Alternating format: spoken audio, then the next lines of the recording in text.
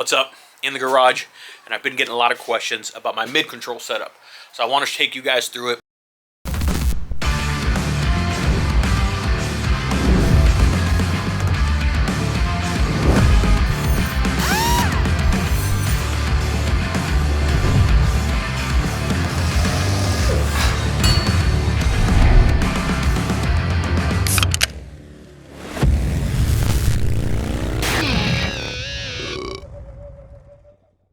Make sure you comment, like, and subscribe to the channel. I appreciate it. All right, so this is a mid-control setup. The bagger, the performance bagger thing is a big thing. These controls have been on my bike now for, I'd say, about 3 years. Maybe three and a half, 4 years. They are homemade. They are done with just some standard Heim joints and some rods and some just kind of engineering, some just looking at pieces and stepping back and going, how can I make this work with what's here? And when I walk you through it, you're probably going to realize and think, that's pretty simple and pretty smart, actually. So I'm going to walk you through it. A lot of these parts you may even have just sitting on your shelf. There are some things that you will need. So let me go ahead and walk you through this bagger homemade mid-control setup. All right. So let me walk you through my bagger mid-control setup. Now, a couple of things. This is a 2008 Road Glide. That is the base, that is the frame in which all this is mounted to. The exhaust I am using is a Thunderheader exhaust, okay?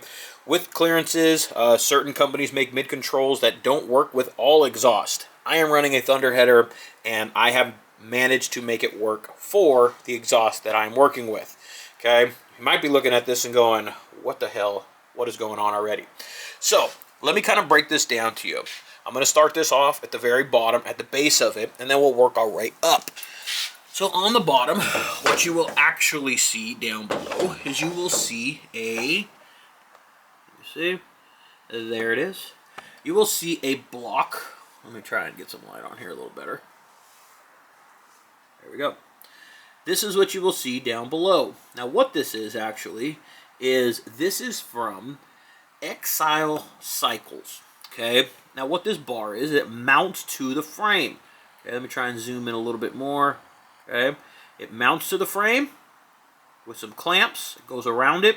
And then you can see on the very bottom of it, it's got 4 bolts. And that's how you tighten it. So there's a bottom and there's a top piece. Okay. It's a little grimy right now, but you can see there's a top piece and there's a bottom piece. You can see that line right in the middle where they meet. And these are the Allen heads down below that clamp them together. That is has a tie rod bar that goes across them from one side to the other. That is what that is right in the middle. You can see the other one there on the other side. This bar keeps them from rotating, okay, and shifting and rolling on each other because they tie into one another on both sides. Now, this mount you can actually get, like I said, from Exile Customs. What it's actually designed for, this mount here, what it's actually designed for is it is designed for a softail, a twin cam softail. It is designed to go onto the frame just like mine is, but for a twin cam softail, and so that you can put mid controls on it. So that is what this piece is, and solely that piece. Exile Customs, I'll try and put a link in the description. That's what's on the bottom. That is that piece that goes across, okay? You can also look into buying them from Big Bear Choppers or Big Bear Performance, whatever it is they're called. I think they're a little bit more pricey, but check them out, sort it out. That is where this one is from, okay? The next thing, moving up, this is on the brake side. I am working on the brake side right now. You can see here is the brake reservoir here, the master cylinder for the rear, and we'll get to that in a second. So what you're going to see here now is you're going to have mid-control mount. Now, some of you this may look very familiar. This is a dyna mid-control mount, okay? Now, normally, a dyna mid-control mount that would mount to this would actually be coming through the exhaust here and popping out here. You'll notice this one is swept underneath the exhaust. This is actually a this is actually a left side dyna mount. And what I did is we cut it and then we flipped it.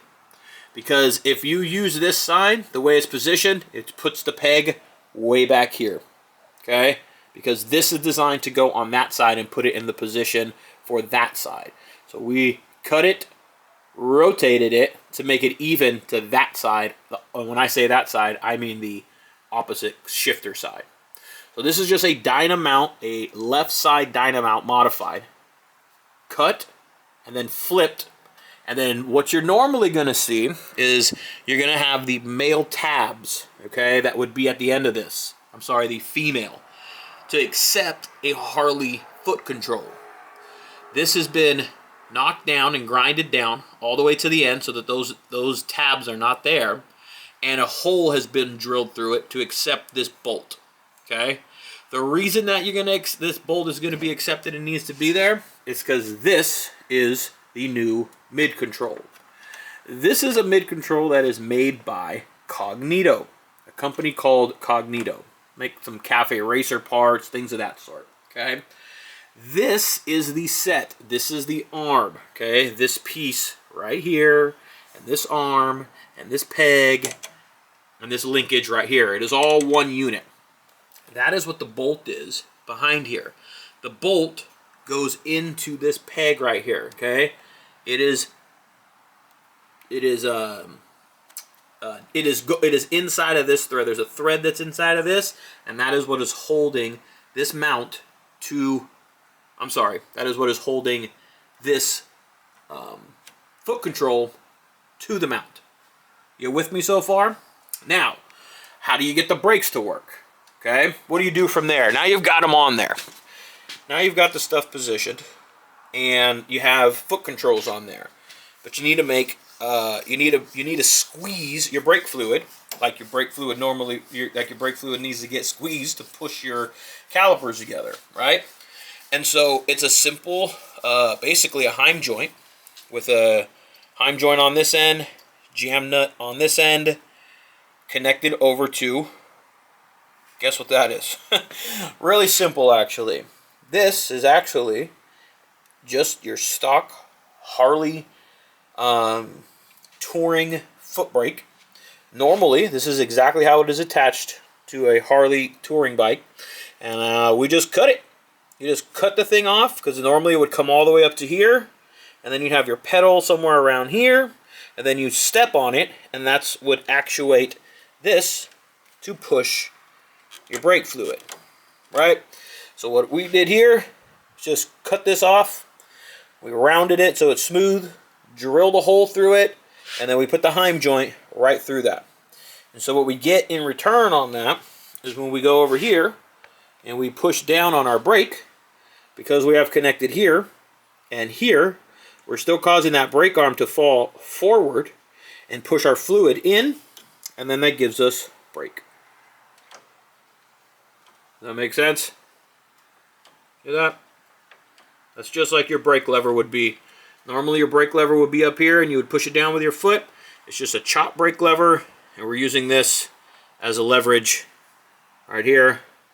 Position this, because this comes with the Cognito rear set. And push. Pretty rudimentary, huh? When you look at it, you're like, that's pretty fucking basic. It really is. Not a whole lot to it. Now I'm going to take you over to this side here. The shifter side, very similar effect, okay? The design, nothing changes over here. Now, with this dyna mount, I did not have to cut it or do anything of that sort. So you can maybe see how if you look at straight on at this thing, you can see that it's got a slant that goes like this. Well, what that does, like I said, is it positions the mount to go right here. So I cut this one here, flipped it for the other side, so that it would be in line with these on both sides.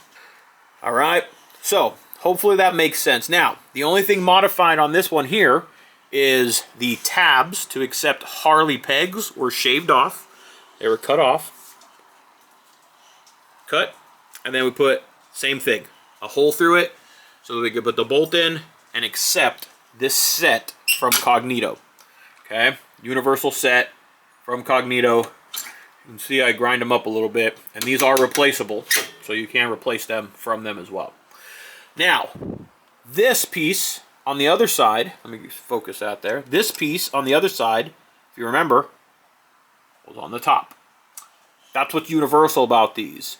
You can position and click them. There are some screws that are actually on the back of these so that you can rotate this to be up here, up here, up here, up here, wherever it is that you want. So the other side is positioned up on top so that the brake or the joint or the Heim joint that we connect is going in this direction.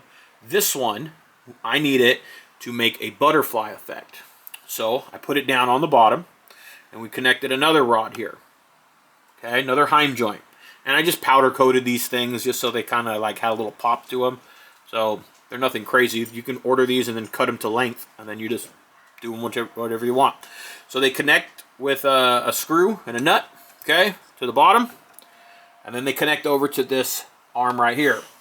Now this shifter arm may look a little familiar to you. It may not.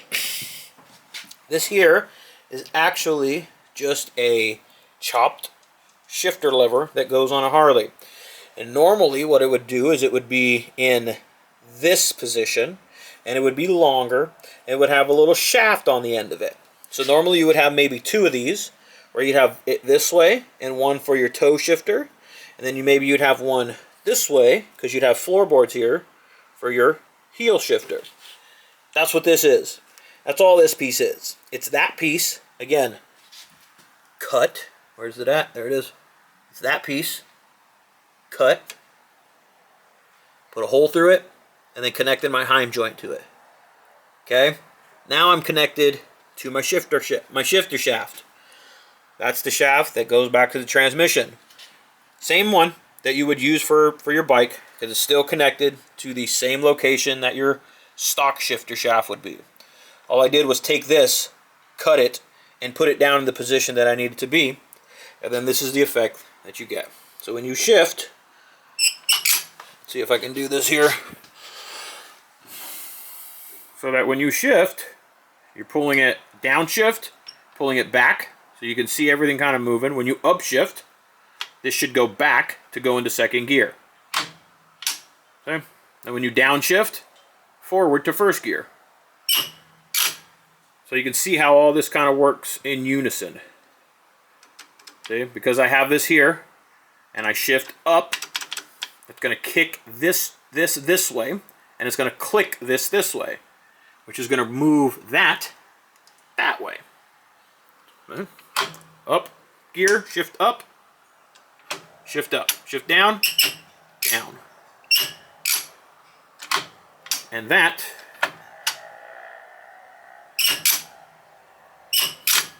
are homemade bagger mid controls. So maybe you want to tackle it, maybe you don't. If you have questions, hit me up. It doesn't take a lot of work. It takes a little bit of work, a little maneuvering, a little cutting, a little grinding, you know, but a little finagling is what we call it, but it's very doable.